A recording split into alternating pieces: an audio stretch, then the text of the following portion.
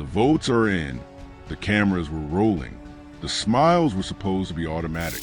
But what actually happened in that room? Yeah, this wasn't celebration energy. If you thought you'd seen it all, think again. This is spill news where moments turn cold, silence gets loud, and careers shift in real time. Because while Shedeur Sanders stepped forward, trophy in hand, soaking in the spotlight like he was born for it, Dillon Gabriel stood there looking like the air had been sucked out of the room. No claps, no hype, just tension you could feel through the screen. And the internet noticed immediately. Clips started circulating. Screenshots froze faces. Comment sections exploded. Fans asking the same question over and over again. Why does he look like that? Is this jealousy or something way deeper? We've seen this before in sports. One moment, one award, one shift in power. And suddenly, the locker room isn't a locker room anymore. It's a battlefield of egos. Throw in the Sanders name. Throw in rookie pressure. Throw in narratives, favoritism whispers, and cameras that never blink. Now ask yourself, if you were in that position, same team, same dream, same spotlight suddenly stolen, what would you do? Because what looked like a simple rookie of the week moment might have just exposed something nobody was supposed to see. The internet couldn't believe it. And trust me, you won't either. Let's break it all down. Because once you see what happened next, there's no one seeing it. The room looked normal at first glance, but tension has a way of hiding in plain sight. Cameras flashed, teammates smiled, and the league framed it as a harmless rookie celebration. Yet beneath that surface, something cracked. Shedeur Sanders walked forward with calm confidence, trophy gleaming, posture steady, eyes locked ahead. Across the room, Dillon Gabriel shifted his weight, jaw tight, stare drifting away. It was a blink and miss moment, but moments like that change stories. Because in professional football, perception is currency, and that single glance quietly rewrote the hierarchy everyone thought was already settled before anyone realized what shifted. This wasn't supposed to be controversial. The league announcement was clean, polished, approved by every corporate filter imaginable. Rookie of the week. Simple, neutral, safe. But sports aren't lived on press releases. They're lived in rooms, reactions, and silences. Social media picked up the clip within minutes. Fans slowed it down, zoomed in, replayed it again and again. Body language experts suddenly appeared everywhere. Comments piled up fast. Some called it jealousy. Others called it disrespect. A few whispered something darker. That this moment confirmed tensions insiders have been hinting at for weeks inside the Browns' locker room, quietly brewing. To understand why this mattered, you have to rewind. Dillon Gabriel didn't arrive quietly. He came with expectations, experience, and the unspoken belief that leadership was his lane. Practices revolved around his rhythm. Media questions circled his name. Coaches leaned on his voice. Then Shedeur Sanders entered the picture, carrying his own storm of attention, legacy, and skepticism. From day one, every throw he made was dissected, praised, or attacked. He wasn't just another rookie. He was a storyline. And storylines have a way of colliding when space runs out inside competitive locker rooms built on fragile hierarchies and pride. Behind closed doors, subtle shifts started happening. Meeting room energy changed. Conversations stopped when certain players walked in. Small things, easily dismissed, but never forgotten. Sources claim Gabriel noticed it early.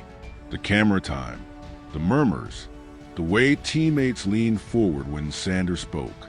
Meanwhile, Shedeur stayed quiet, focused, almost surgical with his approach. He didn't need to announce himself. His play did that for him. Every practice rep became a comparison. Every decision felt like a referendum on who truly owned the offense as pressure built daily, without anyone daring to say out loud publicly ever before then. Week by week, the narrative tightened. Analysts debated arm talent. Former players argued about poise. Fans split into camps. Gabriel supporters demanded respect for experience. Sanders believers pointed to flashes of brilliance that refused to be ignored. Practices leaked through whispers. Someone always knew someone who'd seen something. A throw that dropped perfectly into coverage. A read made before the defense even blinked. It wasn't just competition anymore. It was inevitability creeping in slowly. forcing everyone involved to confront a future they might not have chosen themselves once momentum shifted beyond control and eyes watched closely every single rep daily. The game that changed everything didn't announce itself with fireworks. It arrived quietly, wrapped in routine. But by the second quarter, the tone was undeniable. Sanders moved with patience. He scanned defenses like he'd seen them before.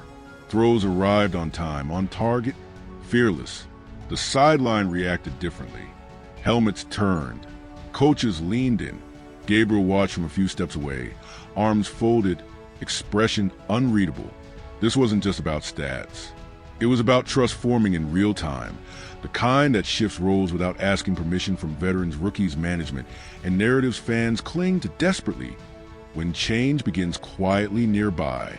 By the time the award voting opened, insiders already sensed the direction. Numbers backed it up, but momentum told the real story. Rookie of the Week wasn't just a title, it was a signal. Recognition creates gravity. It pulls attention, shapes belief, and rearranges dynamics. Sanders didn't campaign. He didn't celebrate early. He just prepared.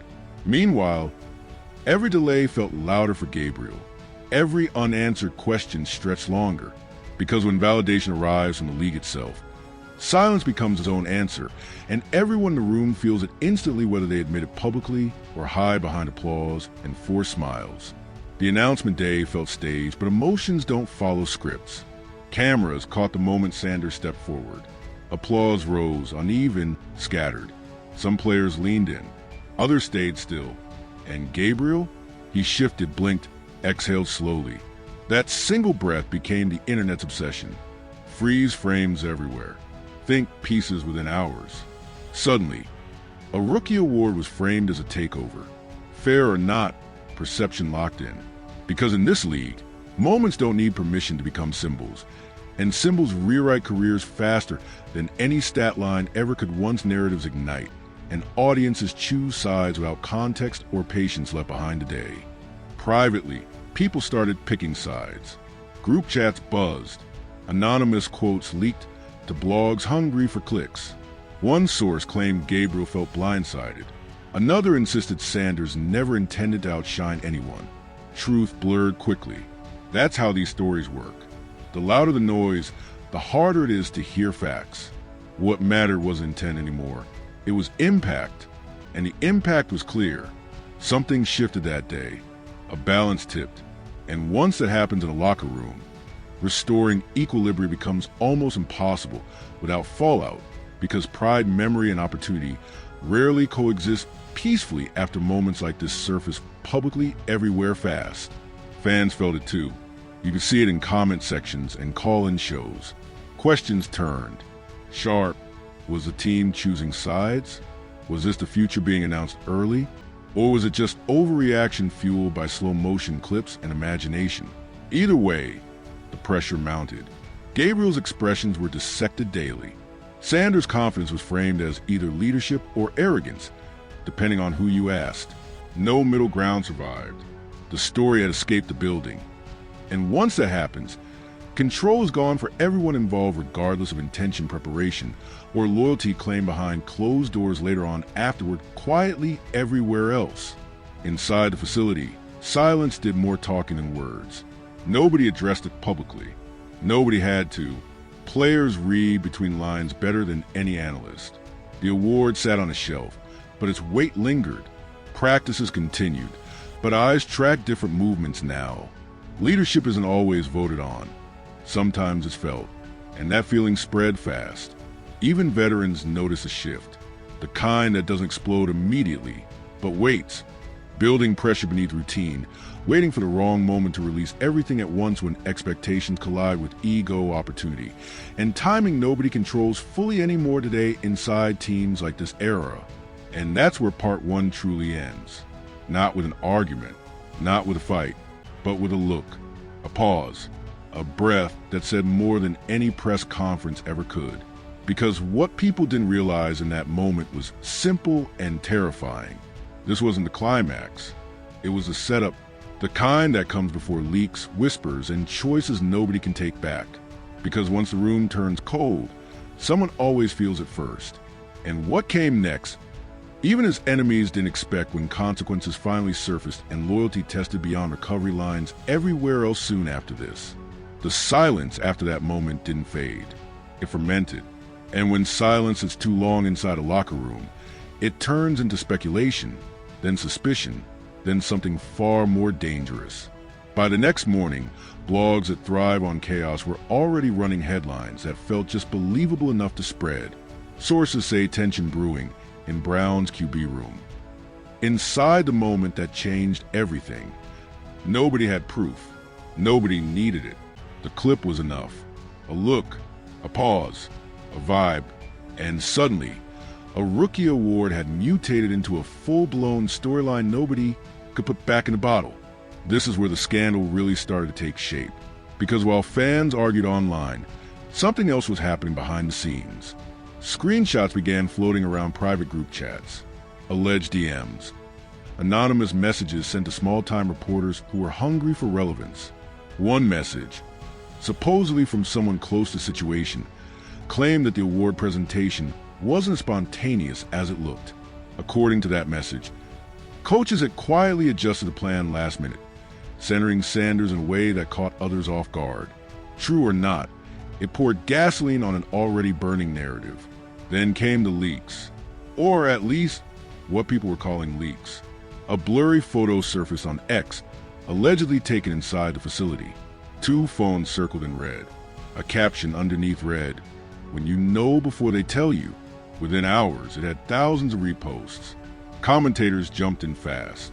Looks like favoritism. Seen this movie before. Veteran gets iced out, rookie gets crowned. The internet loves patterns, especially when it thinks it recognizes one. And once it decides who the villain and hero are, facts become optional. Sanders, meanwhile, said nothing. No cryptic tweets. No emojis. No late-night Instagram stories. Just silence. That silence was interpreted 100 different ways. Supporters called it maturity. Critics called it calculated. Gabriel didn't speak either, but his body language became its own language. Every sideline shot was zoomed, cropped, analyzed. When he laughed, it was forced. When he didn't, it was confirmation. This is a trap of modern sports culture. Once a narrative forms, every action becomes evidence, even breathing. Then a supposed audio clip dropped. Low quality, choppy, allegedly recorded in a hallway. A voice distorted but confident, saying, "Funny how fast things change when cameras love you." No names mentioned, no faces shown, but the implication was clear enough for blogs to run with it. Is this Dillon Gabriel? Is this a shot at Sanders? The clip was never verified. It didn't need to be. It lived just long enough to harden opinions before quietly disappearing, leaving behind only belief and resentment that lingered without resolution. Fan reactions split clean down the middle. Sanders supporters flooded timelines with stat graphics, slow motion throws, captions screaming, "Earned, not given." Gabriel loyalists fired back with experienced arguments, leadership quotes, and reminders about respect. Someone dug up an old interview where Gabriel talked about patience and trust. Someone else resurfaced a clip of Sanders talking about pressure and confidence. Everything became ammo. Even neutral fans were dragged into the crossfire, forced to pick a side in a war neither player had officially declared. The blogs escalated. One article claimed it was a private players-only meeting where things got tense. Another insisted that veterans were unhappy with how quickly the spotlight had shifted.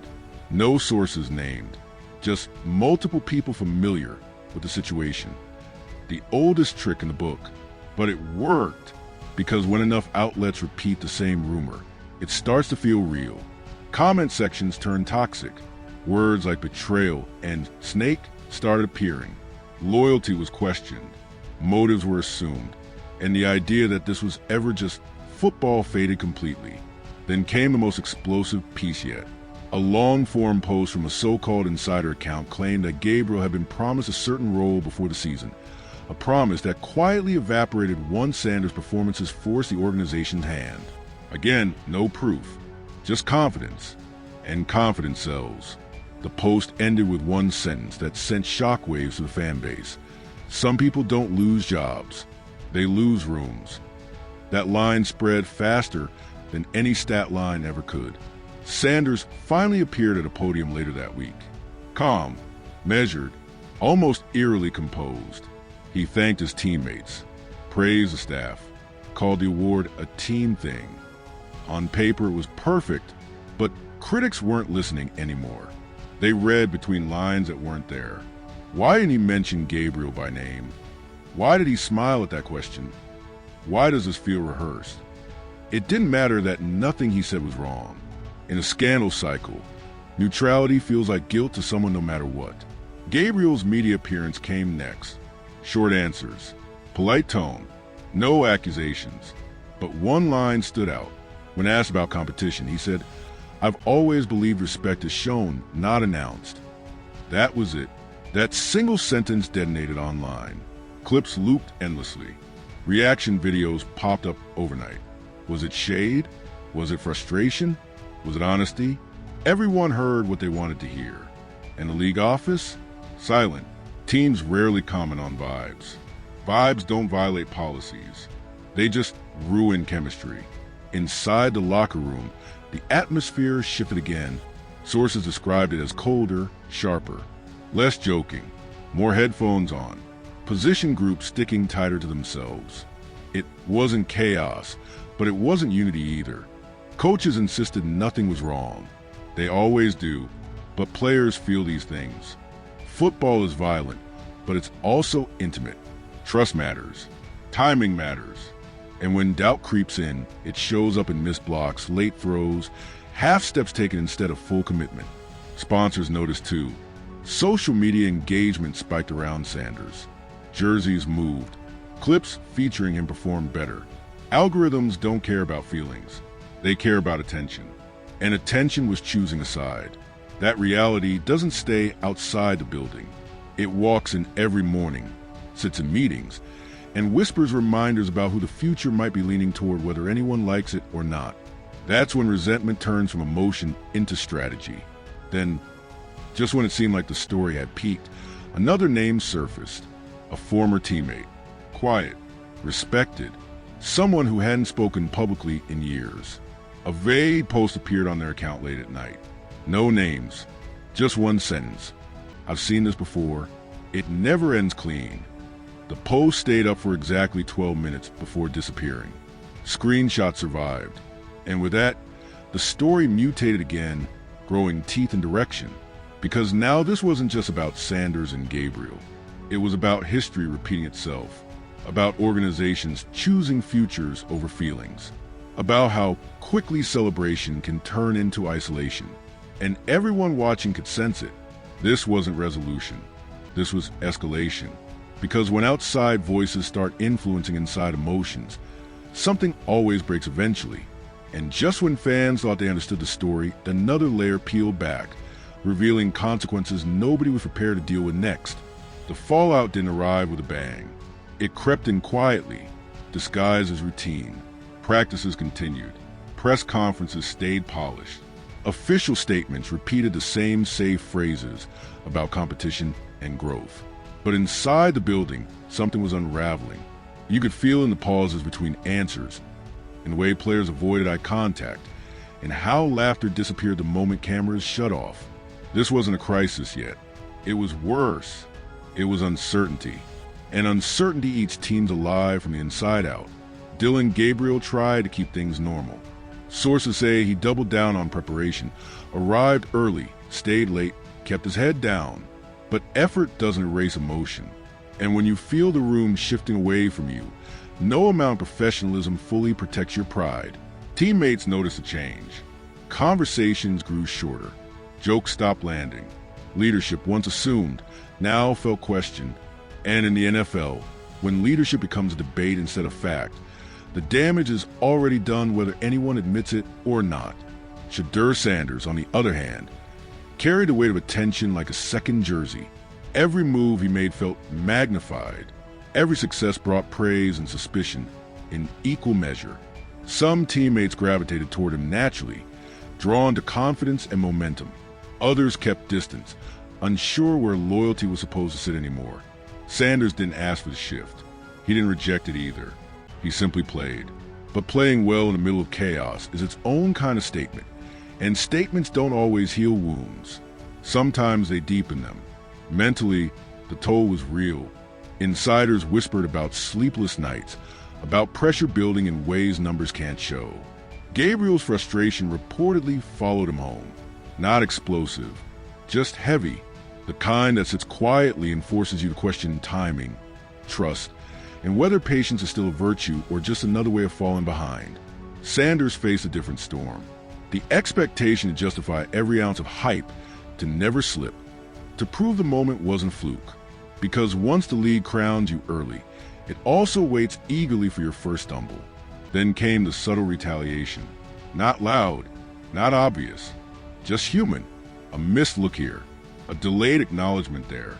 Little things fans would never notice, but players absolutely do. Football is a game of inches, but it's also a game of trust. When that trust fractures, even slightly, it shows up on Sundays.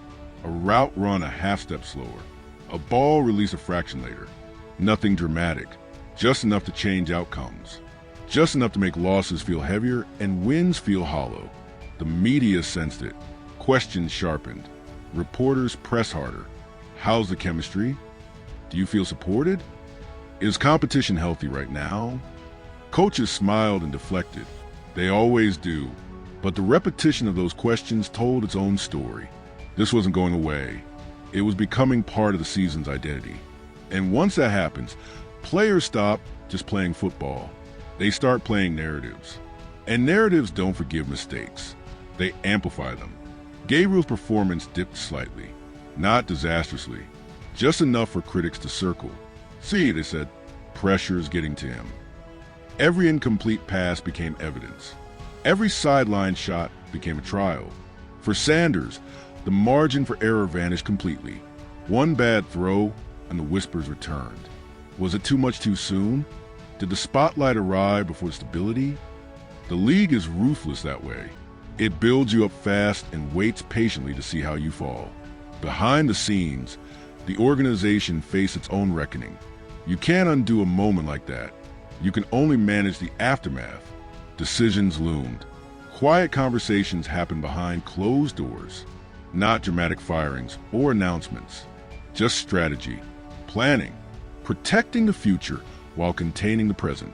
Someone always pays the price in these situations. Sometimes it's a player. Sometimes it's trust. Sometimes in a locker room that never quite feels the same again. Fans grew restless. Some demanded clarity. Others demanded loyalty. Jerseys became statements. Comment sections turned into battlegrounds. And through it all, the original clip kept resurfacing. That look, that pause, that moment frozen in time. It became symbolic, detached from context, powerful in its ambiguity. People projected everything they believed onto it. And that's the danger of moments like these. They outgrow the truth. They become myths. And myths don't care who they hurt along the way. Eventually, the season pushed forward. It always does. New games, new storylines, new distractions. But scars don't fade just because headlines move on. For Gabriel, the experience left questions that won't disappear overnight.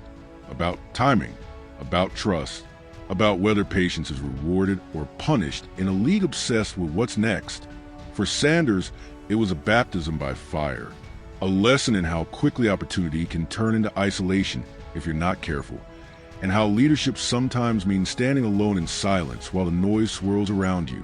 There was no public explosion, no dramatic confrontation caught on camera, no apology tour, just distance. And distance, in many ways, is the most honest ending of all, because not every fallout ends with shouting.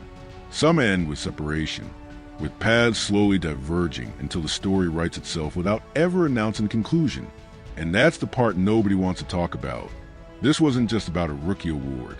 It was about what happens when futures collide in real time, when recognition chooses a side, when rooms turn cold not because of hatred, but because of fear. Fear of being replaced, fear of being forgotten, fear that the moment you work for your entire life finally arrived for someone else instead. So when people ask what really happened that day, the answer isn't simple. It wasn't a snub. It wasn't a setup. It wasn't even intentional. It was human. Ambition met opportunity. Pride met perception. And silence did the rest. Because in the end, nobody walked out screaming. Nobody slammed doors. Nobody exposed everything publicly. One man kept playing. One man kept watching. And the room never quite felt the same again. He didn't disappear overnight. He didn't lose his job on the spot. But something vanished quietly that day. And once it's gone, it never really comes back. Before you scroll away, let this sink in for a second. What you just watched wasn't just about football. It wasn't just about a rookie award, a camera angle, or a moment frozen in time. It was about how fast things change when opportunity shows up uninvited. 1 second you're standing shoulder to shoulder. The next, you're wondering if the room still belongs to you. Moments like this don't come with warnings. They don't announce themselves. They happen quietly, right in front of everyone, and only later do we realize what was actually lost. Respect, trust, balance. Sometimes all three at once. So now it's on you. What did you see in that moment? Was it jealousy or just shock? Was it a harmless reaction blown out of proportion, or the first crack in something much bigger? And if you were standing there, same team, same dream, same spotlight suddenly shifting, how would you have handled it? Drop your honest thoughts in the comments. No filters, no fake takes. This conversation doesn't end here. If you're here for real stories, uncomfortable truths, and moments the cameras catch but nobody explains, hit that like button so this video reaches the people who need to see it. Subscribe to the channel because this story isn't finished, and neither is what's coming next. And make sure you turn on notifications, because when the next chapter drops, you won't want to hear about it secondhand. Share this with every football fan who thinks they've seen it all, because this league is built on moments like this. Quiet, awkward, unforgettable. Stay locked in, because the room may have gone cold, but the fallout is just getting started.